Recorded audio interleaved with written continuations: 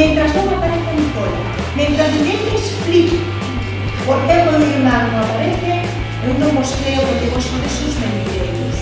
É un libro que fala da mentira dos maiores con respecto aos nenos e as nenas.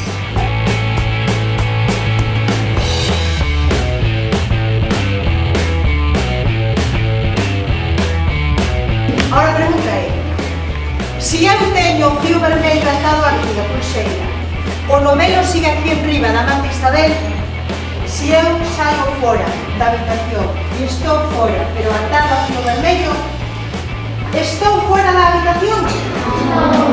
Sí.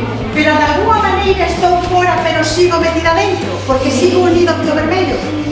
Pois esa é a idea do fío vermello.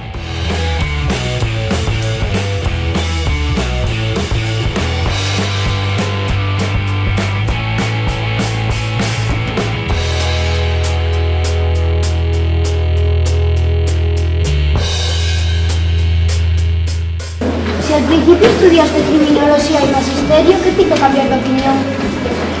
Decidí escribir libros porque era a miña forma de expresarme, que sigue sendo a miña forma de comunicarme. Se eu de pequeniña que fixera casas adultos, nunca escribiría un conto.